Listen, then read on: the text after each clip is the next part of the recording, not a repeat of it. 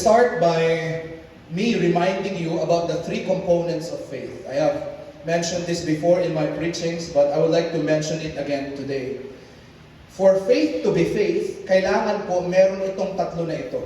Kapag wala isa sa tatlong to or dalawa sa isang to, hindi po pananampalataya yun. Kailangan kompleto ang threefold components na ito sa pananampalataya so that you can say that you have believed in God. At kagaya ng nasabi sa book of Hebrews, yung early verses niya nakalagay dyan, for without faith, it is impossible to please God.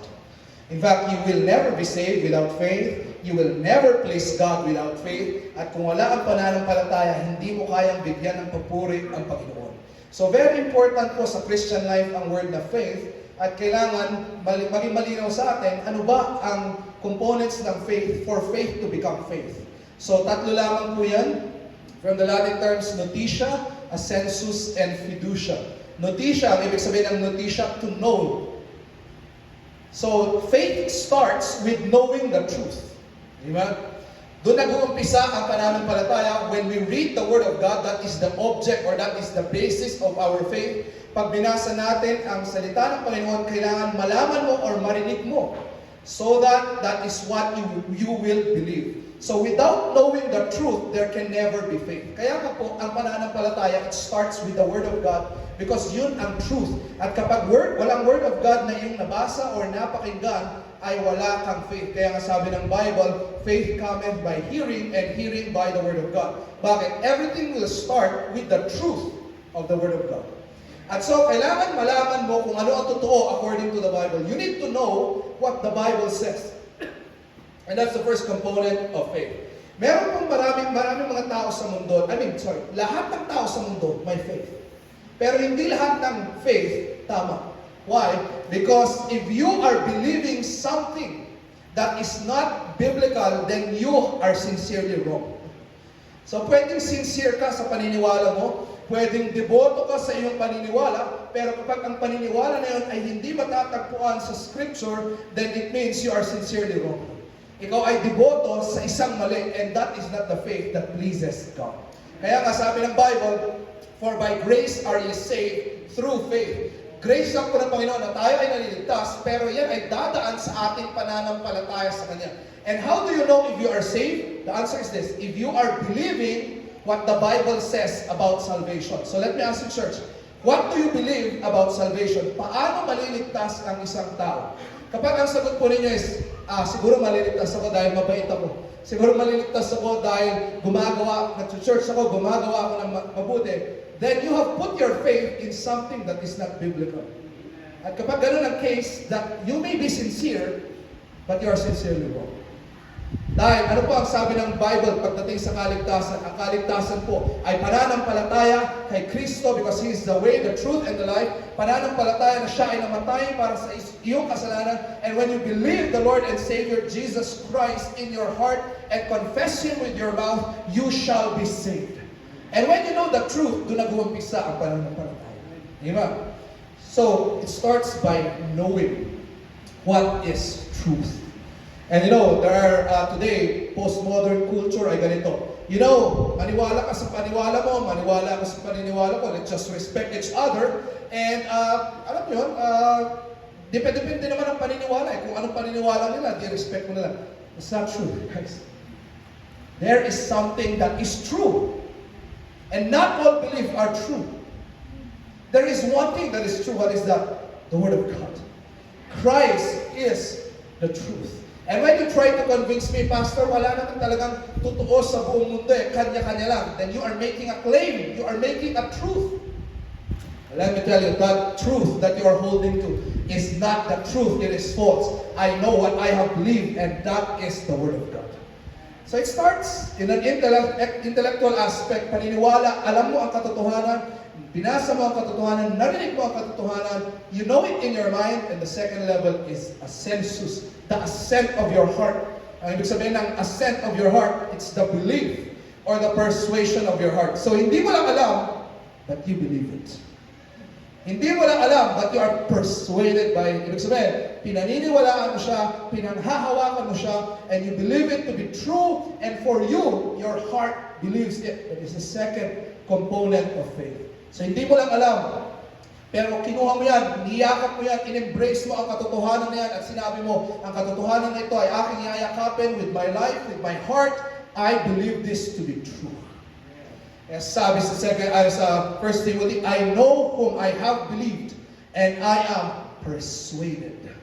This is the second part of faith. And especially sa inyo na mga lumaki sa church, minsan nag-worry ako dito kasi lumaki kayo sa church, ang dami nyo napakinggan the Word of God. You know the truth. You have heard the truth many times. But let me ask you, in your heart, did you really love Jesus? In your heart, did you really love the truth? Magkaiba yun. Iba yung alam mo lang. Pero iba yung heart mo. I know the truth. I believe it. I love the Lord. I embrace Him as my life. That's different. And the third component of faith is this, fiducia, or that is the will of our life, that is the action, that is the effect of what we know and what we believe in our life. So may papakita po yan through the fruits and the changes that is shown in our life, and without this, ay incomplete po ang faith. So ang ganda, di ba? It starts with our mind, we know the truth, we believe it, and then that truth changes our life. So mga kapatid, yun po ang aking tanong ngayon. Ang pananampalataya ba na meron ka ngayon? Ang katotohanan ba na narinig mo, na nabasa mo, na pinapakinggan mo every Sunday? Binabago niya ba ang buhay mo? Does it change your life? Because that is the third component for faith to become faith. At ito pong text natin ngayong umagang ito is this. It gave us a list. Hebrews 11, ang tawag ko dyan is the whole of faith. It gave us a list of how people were changed by the faith that they have. Listahan po ng mga tao at kung pinakita kung anong klaseng pananampalataya, kung anong klaseng faith meron sila, kung paano sila binago ng kanilang pananampalataya sa Panginoon. And here we can see a list of people who pleased the Lord because of their faith. Sa introduction pa lang ng Hebrews 11, nakalagay, by faith, they have obtained a good report. At sa dulo ng chapter na ito, nakalagay ulit yung word na good report na yun. Ibig sabihin, God was pleased with them. Natuwa ang Panginoon sa kanila because they have a faith that pleased God and they have a faith that changed their lives. So ngayon, yan ang aking outline. Ngayon, I want to show you from the stories written in this chapter, anong klaseng faith ang nakaka-please sa Panginoon. What kind of faith pleases God? Okay, church, ready to learn? Amen. Okay, I have 3 points for you. 3 points for you. The kind of faith that pleases God. Okay, number 1 is all-out obedience. Even if it means sacrificing what matters most to you. Yan po ang una. Since ang pananampalataya is based from the Word of God, so ano ang unang klase ng faith na nakaka-please sa Panginoon? The answer is this. An all-out obedient faith. All-out obedience to the Word of God, even if it means sacrificing what matters most to you.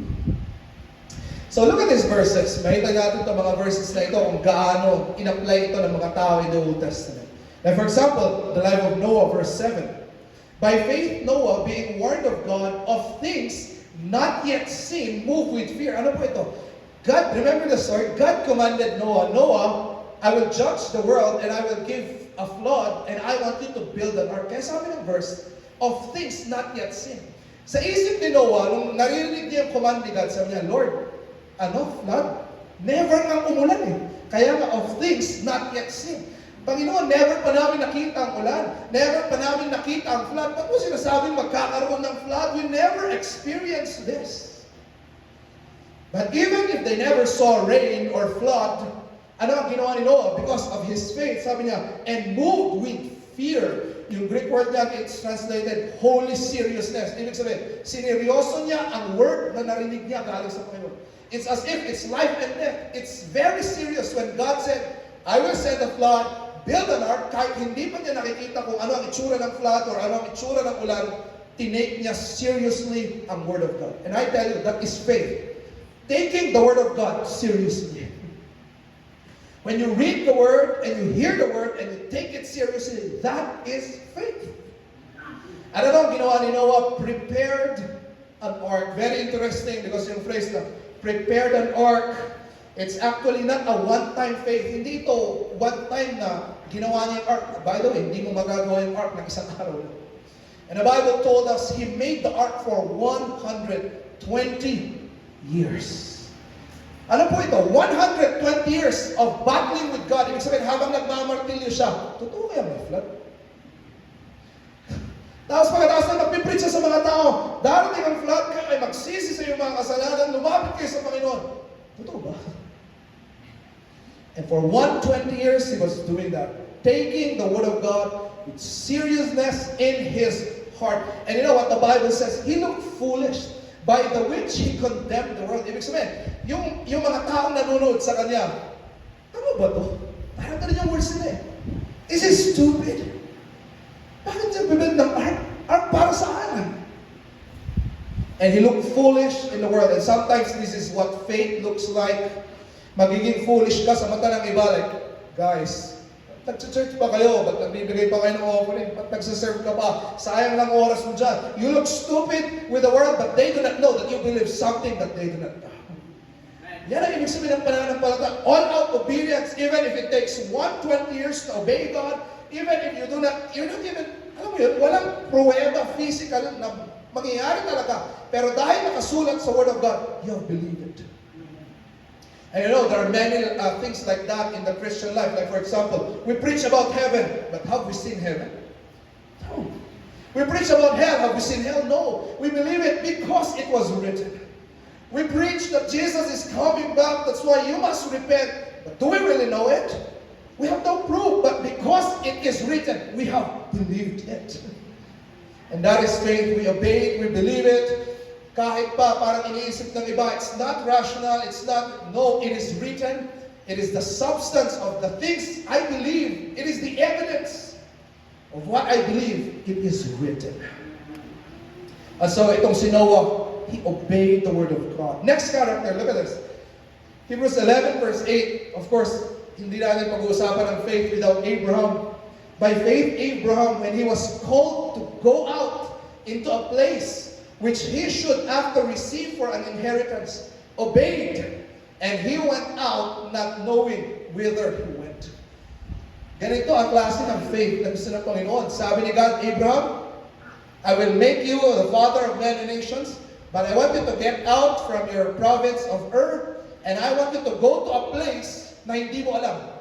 Basta lumabas ka dyan, ako magdadirect sa'yo. Do you realize how hard that is? Sumunod ka sa akin, Lord, saan ako pupunta? Basta. Susunod ka. And look at it, he doesn't know. There is no assurance. And sometimes, ganito tayo sa ating Christian life. Lord, meron bang assurance? Ano bang mapapala ko pag nag-church ako? Ano bang mapapala ko pag naging Christian ako? Ano bang mapapala ko kapag sumunod ako sa iyong salita? Sometimes it's so abstract. But that is faith. Even if it is abstract, we follow because God commanded it. Ano sabi niya? Abraham, come on. Get out of your country and I will lead you. At anong sabi ni Abraham? He obeyed immediately. Ang galing.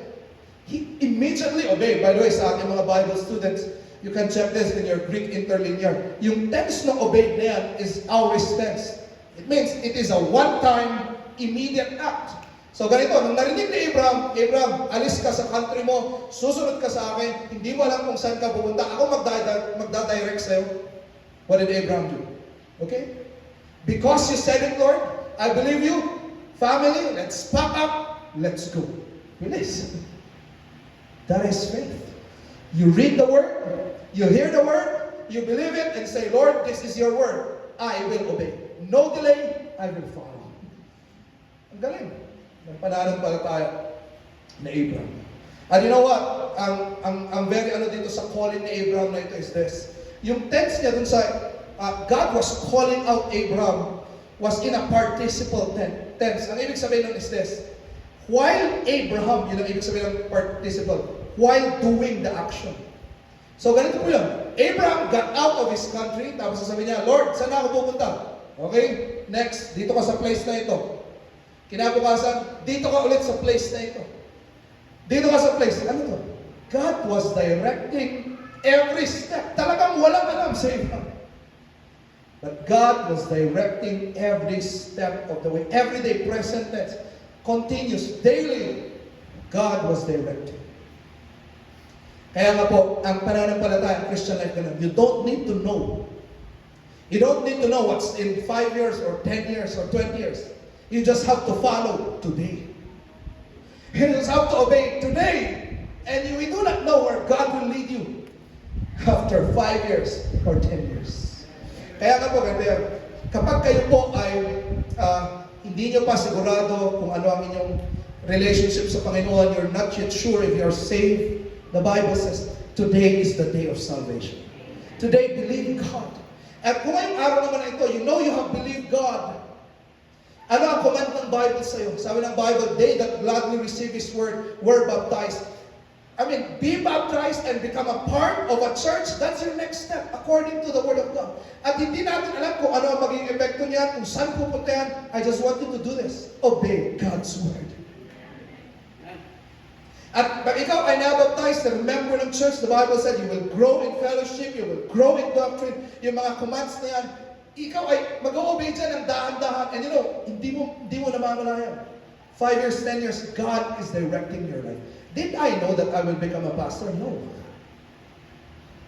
Pero kung ako ay naligtas, ginaid ako ng aking pastor na yung tatay ko dati, anak, ito ang yung gagawin, mahalin mo ang Word of God, dinisciple niya ako, pinag-aralan namin ang mga Bible, ganyan. And then after many years, naging pastor na pala. We do not know.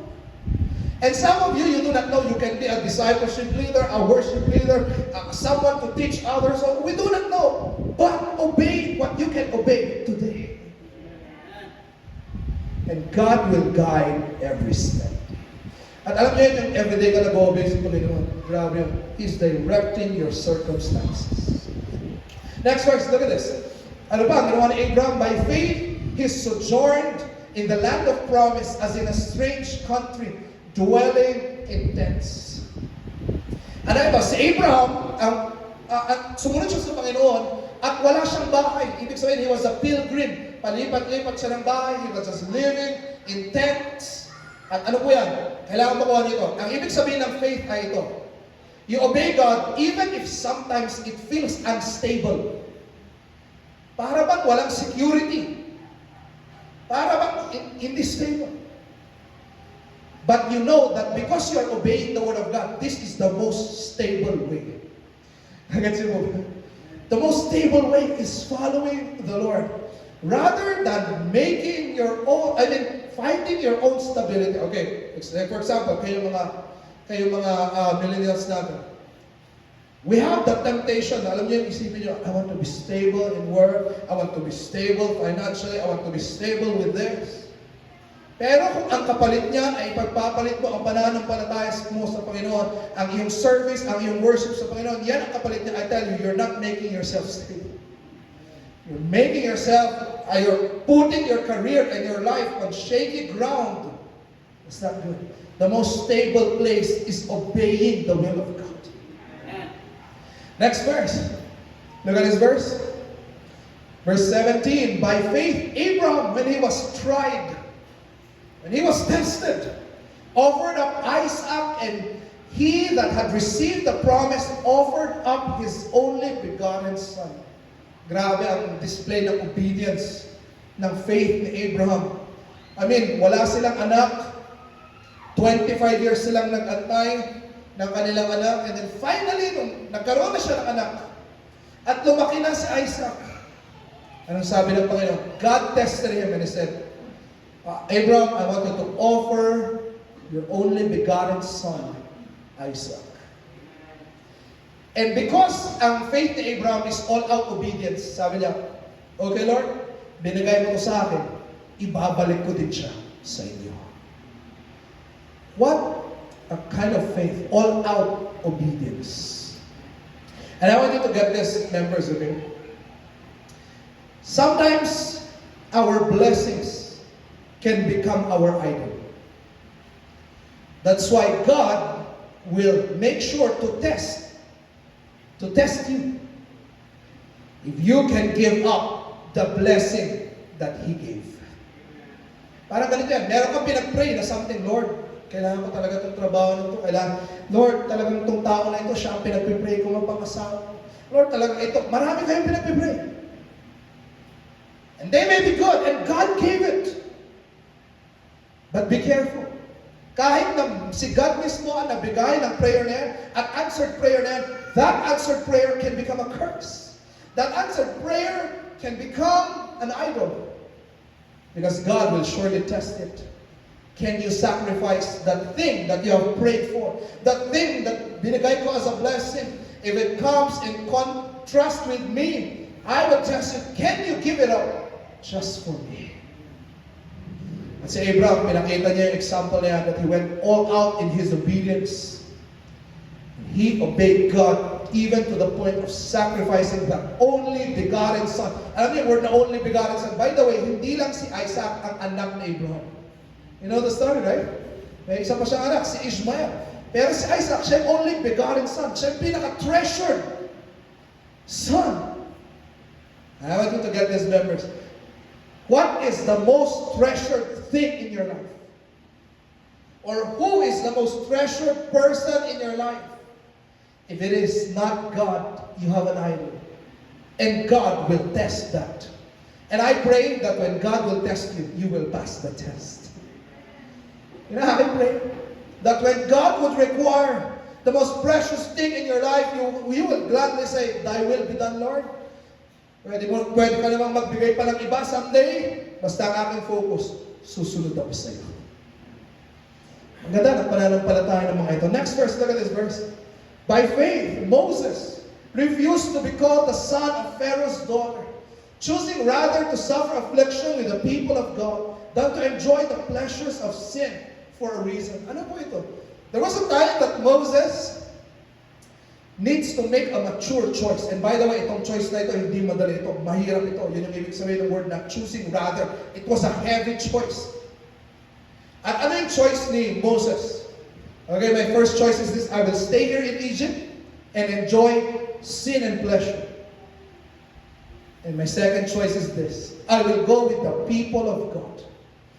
At kahit mahirap, at pag sumama ako sa mga tao ng Panginoon, mahirap yan, mahirap sumunod sa Panginoon. It will require commitment. It will require sacrifice.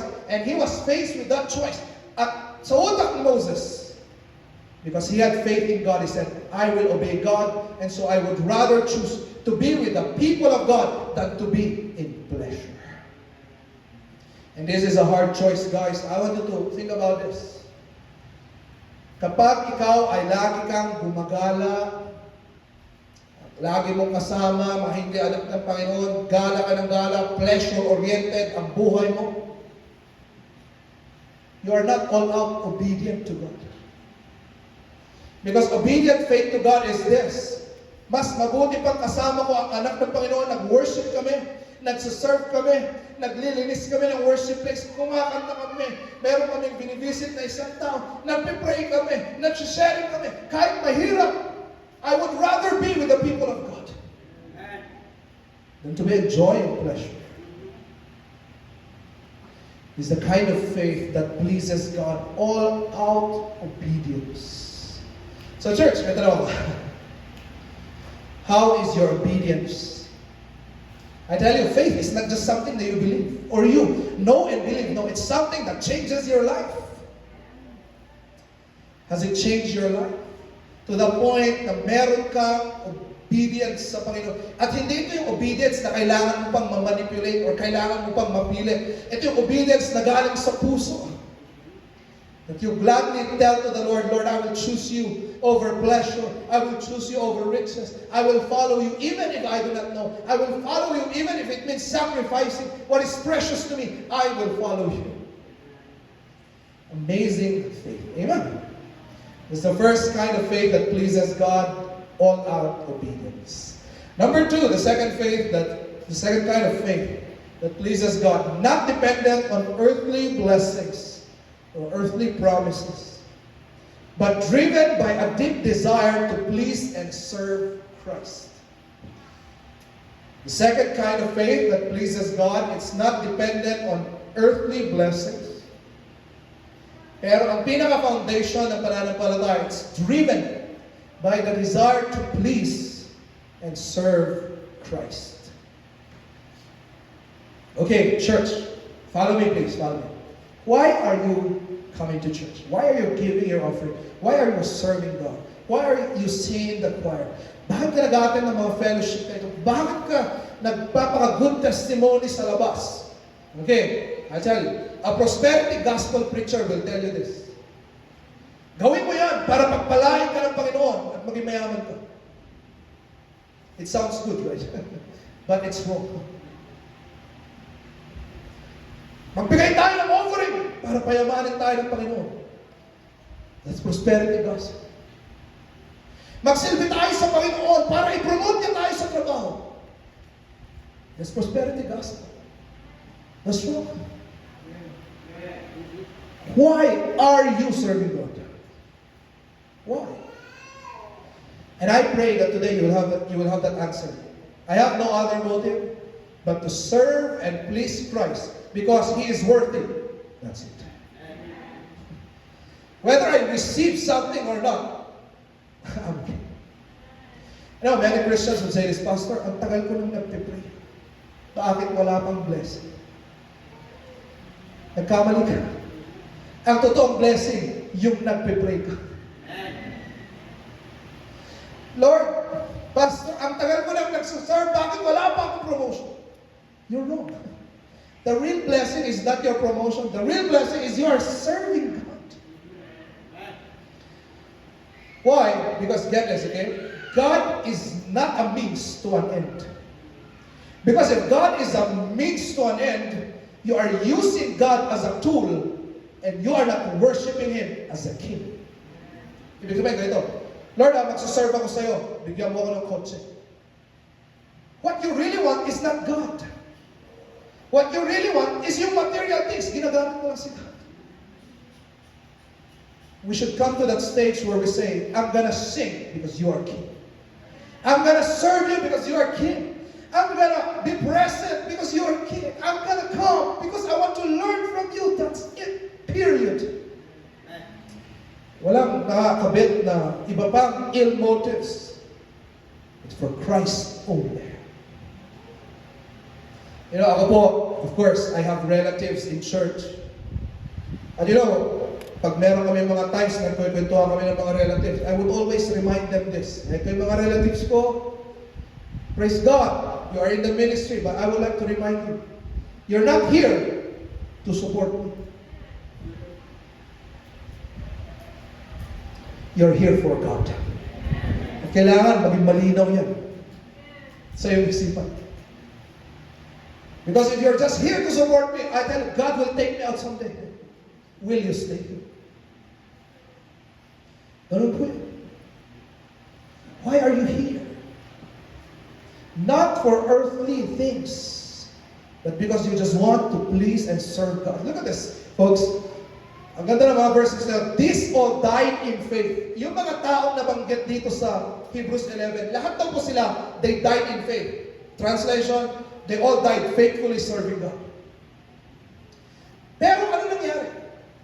They died faithfully serving God, but what happened? Not having received the promises. Ang sakit. Mga faithful na Christians, but they never saw the coming Messiah. Mga faithful Christians, but some of them did not even reach the promised land. Faithful Christians na nagpipray ng healing from sickness, pero never bumalik. Mga faithful Christians na nagpipray ng promotion, pero never na-promote. Faithful Christians who are always praying for these things, but they never received it. This is hard, guys. You're faithful, but you're not receiving the blessing. You're not receiving the promises. But you know what? In their hearts, ano sabi nila? It's okay. And they confess that they were strangers and pilgrims on the earth. Ano ibig sabihin ng phrase na yan? Sa kanilang mga isip, ganito yan. Okay lang na hindi ko matanggap ngayon. Kasi, alien naman ako dito. Foreigner ako dito sa mundo. Someday when I get home, I will get it. Ang ganda ng mga mindset ng mga alam ng Panginoon na ito. It's okay if I don't receive my healing today. I might die. I'm gonna receive my healing someday. Is it okay if I will not get my promotion today? I'm just a pilgrim here. I will receive it someday.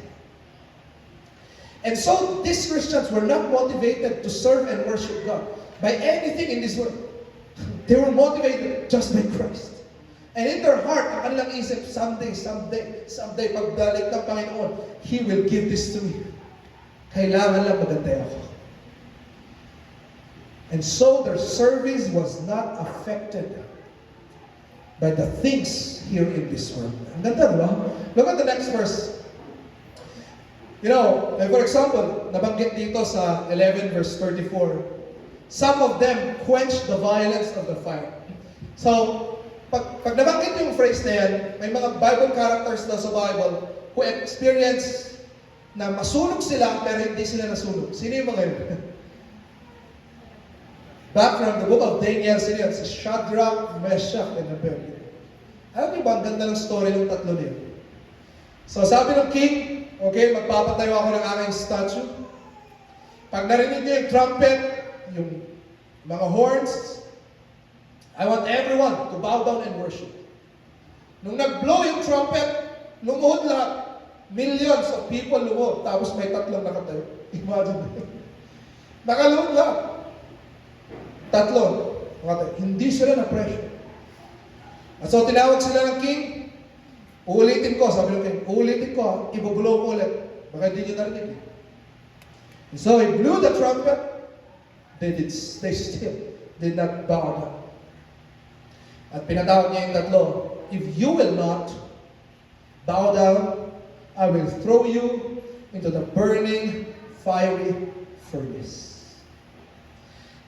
Alam niyo po ba kung ano yung sagot ng tatlo niya? Ang ganda sa book of Daniel. I mean, the answer of those three people, they said, King, we will never bow down to you because we know that our God is able to deliver us. Pero hindi doon natapos. Sabi ng tatlo, but if God will not deliver us, we will still not bow down. Yun ang faith. Whether I receive the protection or not, I will never bow down. Why? My desire is to please and serve God. Next verse. Ito po, tingnan itong verse na ito. Women receive their dead raised to life again. Totoo, may mga women in the Bible na namatay ang anak nila, na-resurrect, praise God. Pero may mga iba. And others were tortured, not accepting deliverance. Ano po yan? May mga iba daw na tao sa Old Testament, may mga ibang Christians who were tortured, but they were given the chance to recant their faith. Ibig sabihin, sinabi ng mga leaders, okay, sige, anak ka ng Panginoon, ito-torture ka namin, we will give you the chance. If you will deny God right now, we will not torture you. But what did these people do? Not accepting deliverance. They said, sige na, torture mo na kami because we will not deny God. Whether God saves us or not, it's okay. Ano po, ito ang klase ng pananampalataya na talaga ang pinaka-focus lang is to please God. Even at the cost of their life, not even receiving these promises. Next verse. And others have trials of cruel mockings and scourgings, yea, moreover of bonds and imprisonment. Grabe itong mga to. Next verse. They were stoned, they were sawn asunder, they were tested, they were slain with the sword. They wandered about in ships and goatskins, being destitute, afflicted, tormented. These are all negative words, hard words. Next verse. Of whom the world was not worthy. Yung phrase na yun, men were really despising them and torturing them. They wandered in deserts and in mountains and in dens and caves of the earth. And the next verse. All this having obtained a good report. Wow, napahirapan sila. They did not receive the protection from God. They did not receive the preservation from God. But God approved of them. God was smiling. God was so pleased with them. Ito yung word na nung nabaptize si Jesus Christ at may dumating na dove. Ano yun? God was pleased. At yun yung nagamit na word para sa mga Christians na ito. Napahirapan sila, but they faithfully served God. And what's the effect? God was smiling at them. God was happily approving them. But you know what? The verse says, receive not the promise. They did not receive protection or healing or the prayer request. And I want you to get this, Christians, okay? What if God will never answer a prayer of yours? Will you follow Him? What if you have been praying for something? Tagal mong pinapipray talaga. Tagal mong inaasam-asam. But years pass and God never gave it. Will you still follow God? And this is hard, folks. Because there will be people around you na magsasabi, talaga bang anak ka ng Panginoon? Asa na yung blessing mo? Diba? Ganun ang mundo ngayon. Ang tingin nila, pag may Panginoon ka, dapat blessed ka financially or blessed ka sa mga prayer requests mo. But no. What if God will not give it? Will you still serve? And I am praying that we will have a church who has that kind of solid faith. That we will serve God sa hirap, sa ginhawa, may answered prayer, o wala.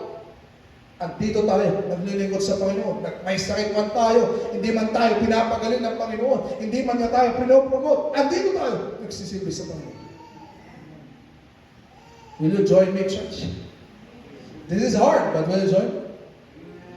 At sasalain ng Panginoon ang iyong pananampalataya. Throughout your life, He will be giving these instances. Pray ka lang pray, pero walang nasasagot. Will you continue praying? At titignan ng Panginoon yung pananampalataya mo na yun. Kasi madaling mag-worship kay God pag maraming blessing.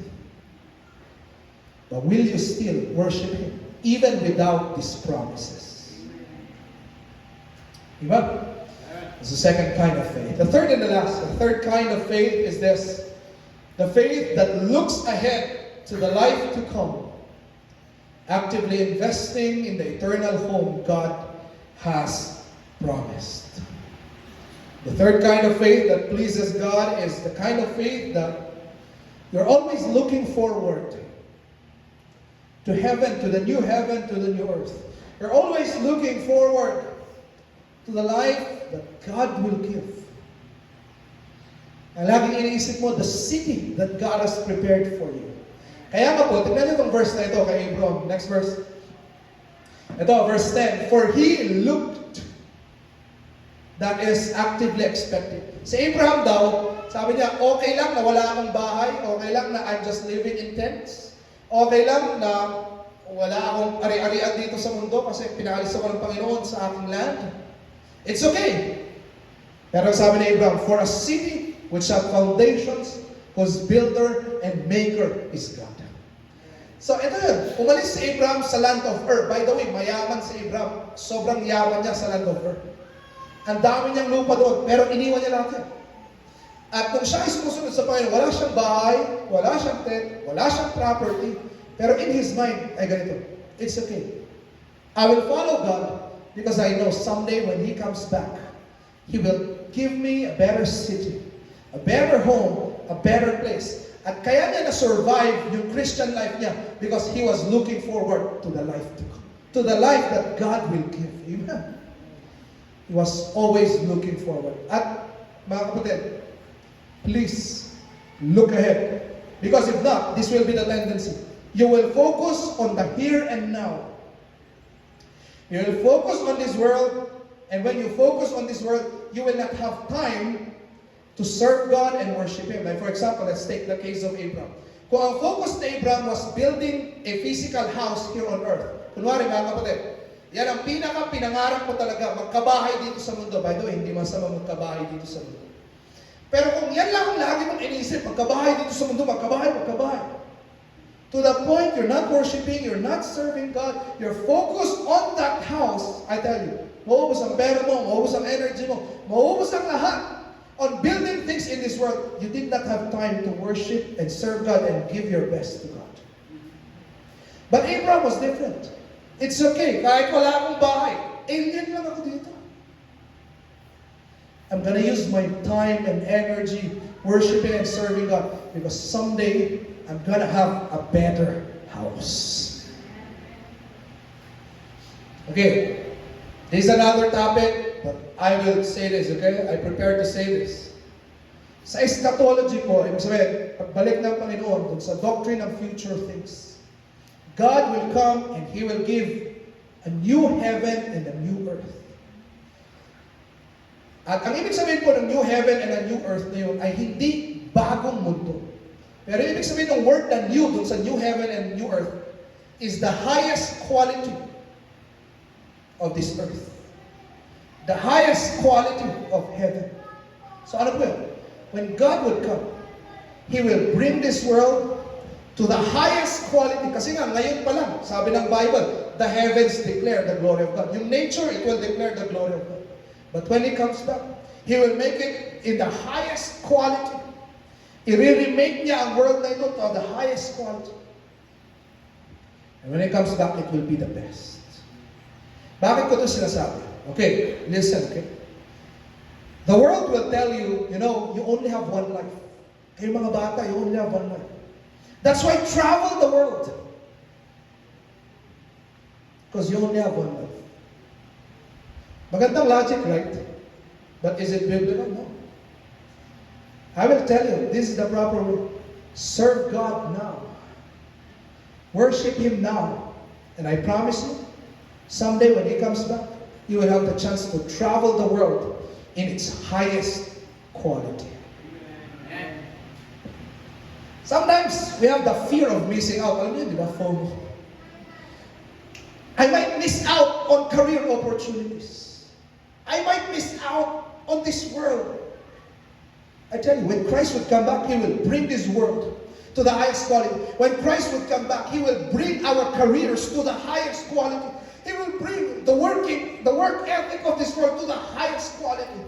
So focus on serving now so that you will have a good position when He comes back. And I tell you, yung work pagdating ng Panginoon someday, it will be work without sin, work na walang inggitan, work na walang siraan, and it will be the highest quality of work. Di ba pag kayo ginagawa niyo yung work niyo dito sa mundo, na-fulfill kayo. Pag alam niyo, talent niyo talaga yun, passion niyo talaga yun, God made you to do that work, you are fulfilled. Pero kahit fulfilled ka sa trabaho mo, nasa-stress ka, bakit? May office toxicity. May boss na masungit. There's no perfect work here. You will never be satisfied. But serve Christ, and I tell you, sabi ng Panginoon, if you serve me, you are the lowest today, I will make you the leader of much in heaven when I come back. Alam mo, pagbalik niya, magkakaroon tayo ng workplace na napakaganda. Mundo na napakaganda. And don't you ever think you will miss out if you serve God. Kasi ganito yan. Sayang yung oras eh. Church ako, nagsaserve ako, nag-acquire ako, pupunta ako sa ministry, naglilinis ako, nagbibigay ako ng offering. Sayang! Pwede ko sana itong magamit sa ibang bagay. Totoo yun. If you're earthly minded.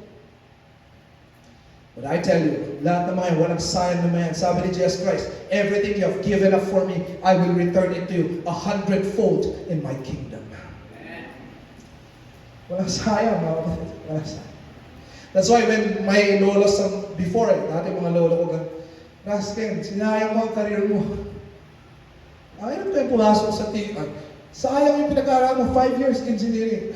Sabi ko sa akin, you don't know what you're saying. Hindi na sayang ang aking career. Actually, ngayon pa nga lang, ramdam ko na that I even have a better career. Because I followed the Lord, how much more in His kingdom. Don't you ever think you will miss out. Church, okay? Kasi ganito, magkakaroon ka ng feeling pag hindi ka sumasama sa gala. Dahil nag-serve ka sa Panginoon. Alam mo yun? Nag-serve ka sa Panginoon ng Saturday, Friday, Saturday, Sunday. Tapos gumala yung mga kaibigan mo pagdating ng Monday. Nag-uusap-usap sila. Parang feeling mo, Allah, I missed a lot of my life. Really? Sasabihin mo ba, I miss 1/2 of my life. Bakit? Dahil hindi ka sumama sa beach. Really? 1/2 of your life, beach. Guys, you miss 1/2 of your life. You miss not just 1/2 of your life, you miss eternity if you will not serve God today. It's a different mindset, guys. And this is faith. Amen. You're living for the next world. Next verse. Ito na, maganda ito, next verse. Moses esteeming the reproach of Christ greater riches than the treasures in Egypt, for he had respect unto the recompense of the reward. Ano po ito? Si Moses daw, kinalculate niya. Inisip niya, ano ba, ipagpapalit ko ba ang treasure ng Egypt kaysa yung reproach of Christ? Ibig sabihin, yung hardship of Christianity. Ang hirap ng choice na ito, guys. Pleasure and wealth of Egypt, and then hardship of being a Christian. Ang hirap ng choice. Pero pinili niya yung hardship of being a Christian. At ano ang motivation niya? He had respect to the recompense of the reward. Ano yan? Nirespeto niya that God is a God who is a rewarder, and God is a God who is a just God. Nirespeto niya si God. Pleasure, suffering as a Christian, pinili niya to in his mind. I know God is a righteous God. I know God is good. I know God is the best accountant. Lahat ng mga ginagawa ko sa kanya, nakasulat ito at hindi niya ako papabayaan someday. At pinili niya ang Panginoon. What a kind of faith. Amen? So church, are you living for this world? Or are you living for the next life? And I tell you, when you live for the next life, you will live your best here. When you live for the next life, you will give your best here. But if you only live for here, I tell you, you will waste it. Because there is no greater hope that you are looking forward to. Yan, philosophy. Ganda. Kapag meron kang nilook forward to something greater, you will give your best today. So look forward to heaven, that you will give your best today. Amen? As I conclude, let me share to you the song that we always sing during a baptism service. You know this song, right? I have decided to follow Jesus. No turning back, no turning back. Alam niyo po ba itong kanta na ito? Sobrang simple lang siya. I have decided to follow Jesus. No turning back, no turning back. Ang simple lang kanta nito. But when I studied the background of this song, the background story, grabe ang background story ng kantang to. Basahin natin. Hindi ko na nilagay. Nilagay ko na. Para babasahin natin para ma-feel niyo yung weight ng story. In the mid-1800s, in a village of Garo tribal people in Assam, India, a missionary from Wales brought the gospel. Among the first converts was a man, his wife, and their 2 children. Unang na-save, man, wife, 2 kids. And I want you to realize that is hard because pagan yung buong village. Tapos may na-save na pamilya. Next slide. Next slide, please. This angered the local village chief. The family was dragged into the center of the village, and the chief demanded they renounce their faith. When they refused, the chief threatened their lives. When ordered to renounce Christ or see his children killed, by the way, that's a hard choice.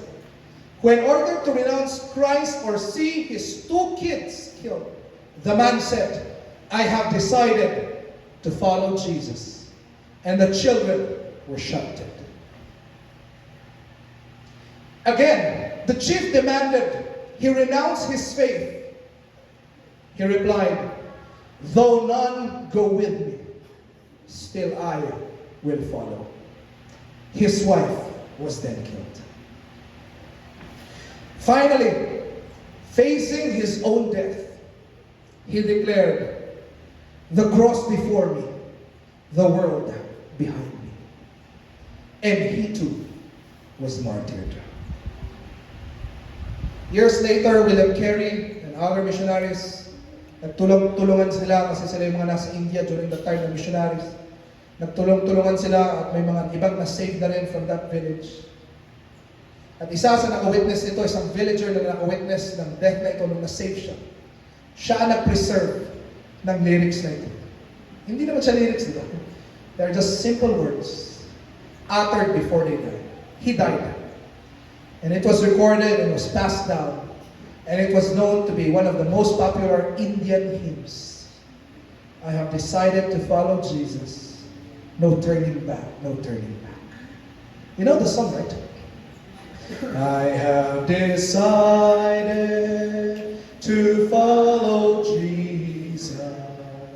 I have decided to follow Jesus.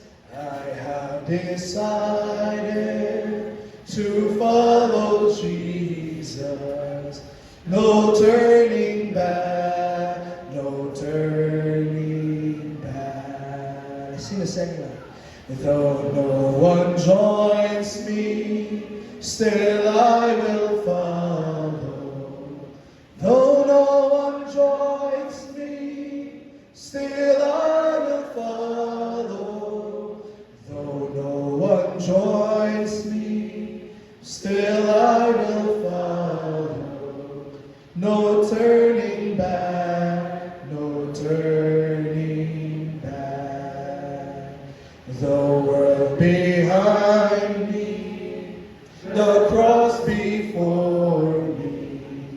The world behind me, the cross before me.